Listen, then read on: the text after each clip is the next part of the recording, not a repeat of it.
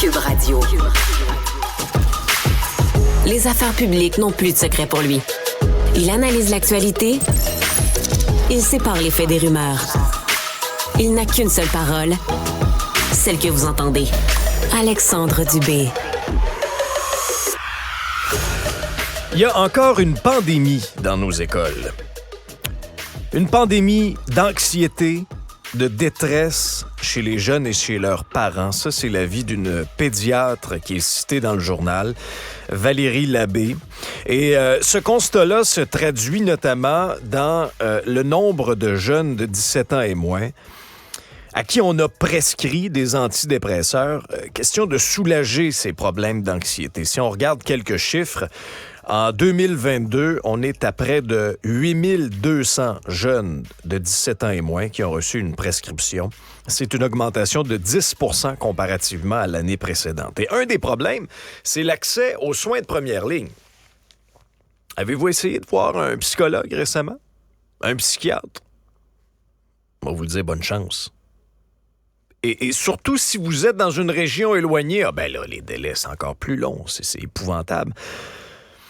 Alors, un autre pédiatre, Jean-Benoît Bouchard, j'aime bien l'image, il dit là, on met un pansement sur le bobo en prescrivant ces antidépresseurs-là.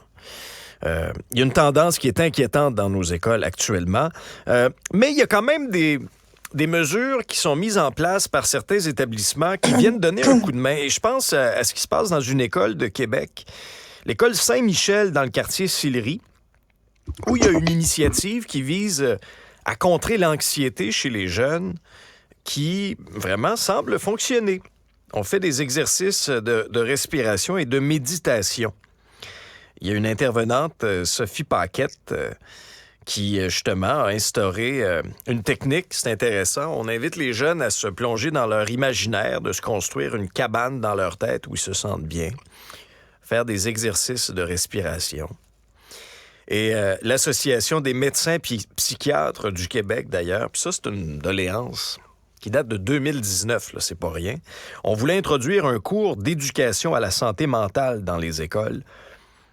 Et je vous le donne en mille, cette demande-là est restée lettre morte jusqu'à maintenant. Donc, on voit des initiatives de certains établissements, mais de manière globale. On est toujours en attente là, de mesures un peu plus concrètes. On va rester dans le monde de l'éducation. Est-ce qu'il y a des directeurs d'école? On cherche des directeurs d'école. Il en manque des directeurs d'école. Il ne manque pas juste des profs. Il manque des directeurs d'école, selon la presse. Il y a une vingtaine de postes de direction à combler au Québec sur les 3000. Bon, je me dis, c'est pas dramatique, mais il y a une tendance quand même qui est là. Et souvent, ce sont... pour assurer la relève, ce sont d'anciens profs, d'enseignants qui font le saut et qui deviennent directeurs d'école. Le problème, c'est que du propre aveu du milieu, ils veulent plus y aller comme directeur d'école. Ça gagne combien un directeur d'école? Salaire moyen, 112 000. Il y a des plus grosses polyvalentes où on peut aller jusqu'à 140 000 $ par année. Ça vient avec en moyenne 53 heures de travail par semaine. Moins de vacances.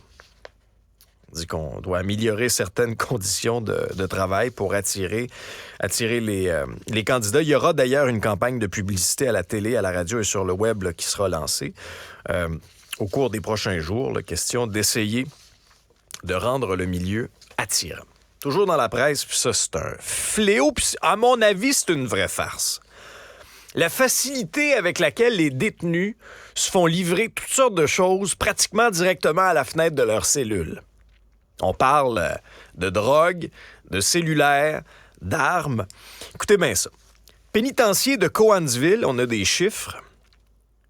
Entre mai et septembre de cette année, là, on est rendu à peu près 700 000 $ d'objets de contrebande saisis. Ça, c'est juste ce qui est saisi, là.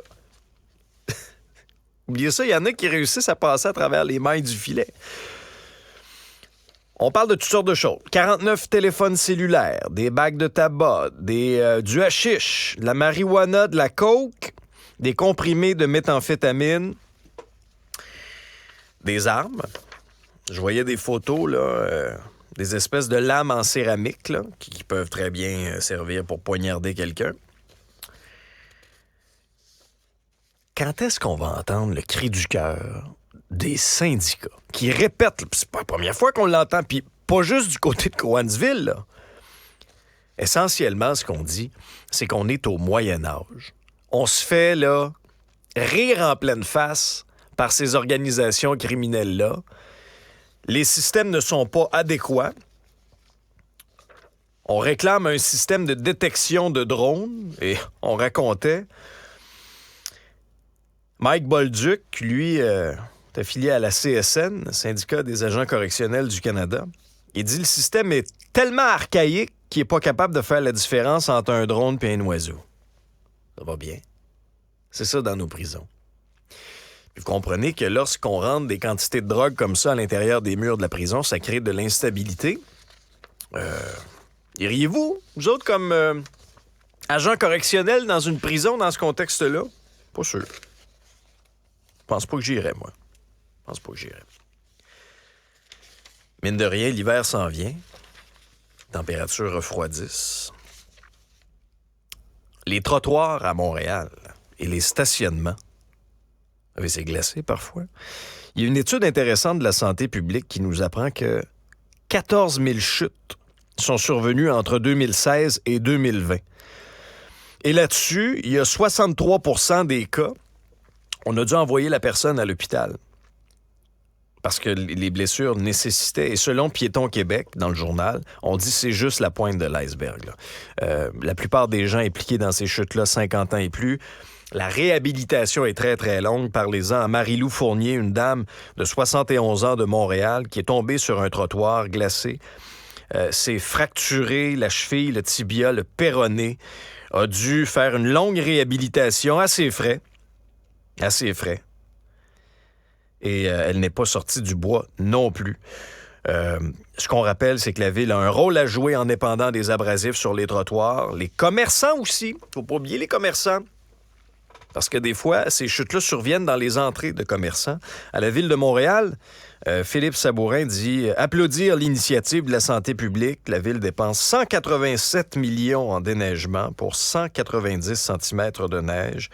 On étend 200 000 tonnes de sel et de gravier. Et en moyenne, Montréal compte environ 25 réclamations ces 5 dernières années pour des chutes extérieures où la responsabilité de la Ville a été démontrée. C'est possible d'intenter des recours contre la Ville lorsque la responsabilité est effectivement démontrée. Bienvenue à Cube Radio.